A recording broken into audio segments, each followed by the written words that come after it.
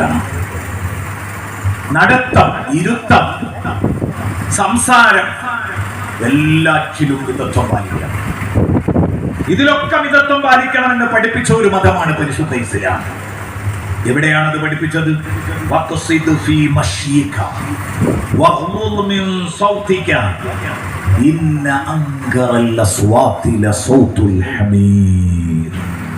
വിശുദ്ധ ഖുർആൻ പറഞ്ഞു സൂറത്തുൽ ലുഖ്മാന്റെ 19-ാമത്തെ ആയത്ത്,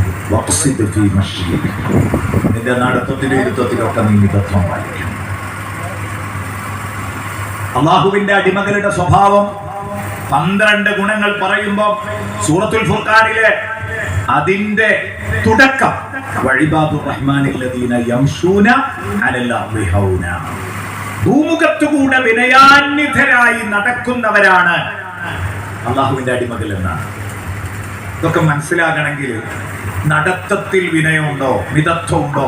ഉണ്ട്. അത് മനസ്സിലാകണമെങ്കിൽ എന്ത് ചെയ്യണം എന്നറിയുന്നത്? ഒരു വലിയ നേതാവിനെ പറഞ്ഞു തരും. അപ്പോഴേ തിരിയുള്ളൂ. ഒരു വലിയ നേതാവ്.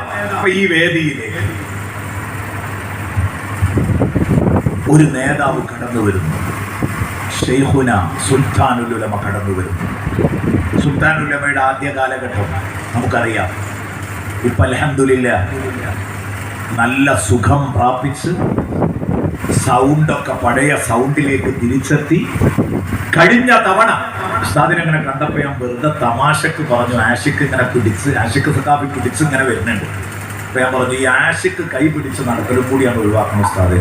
ഉസ്താദ് ചിരിച്ചു, അതും നടക്കോടാ. അള്ളാഹു അങ്ങോട്ട് എത്തിച്ചേരട്ടെ, അള്ളാഹു അങ്ങോട്ട് എത്തിച്ചേരട്ടെ. എത്ര സന്തോഷമുള്ള ഒരു രംഗമായിരിക്കും അത് കാണാൻ കഴിയുമ്പോൾ. ദുബൈയിലൊക്കെ വെച്ചപ്പോൾ കുറച്ച് ഏതാനും ഉസ്താദ് ആരും പിടിക്കാതെ നടന്നത് കണ്ടു. നിങ്ങൾ ശ്രദ്ധിച്ചോന്നറിയില്ല.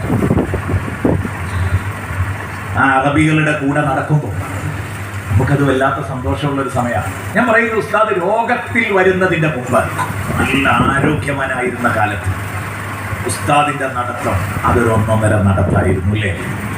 ഉസ്താദ് ഈ സദസ്സിലേക്ക് വരുമ്പോൾ ഓടിയിട്ട് ഈ സ്റ്റേജിലേക്ക് വന്നാൽ അതിലെന്തോ ഒരു കൊലക്കേടുണ്ടാവില്ലേ? എന്നാലോ അരിച്ചരിച്ചാ വരുന്നതെങ്കിലോ അതും പ്രശ്നമാണ്. വേച്ച് നടക്കുന്നത് നമുക്ക് കാണാൻ തന്നെ ഇഷ്ടമല്ലല്ലോ. നമുക്കതിൽ നിന്ന് രക്ഷപ്പെടാമെന്നാണ് അതാ പറഞ്ഞത്. എവിടെയുണ്ട് സയ്യിദുനാ ഉമർ ഇബ്നുൽ ഖത്താബ് റളിയല്ലാഹു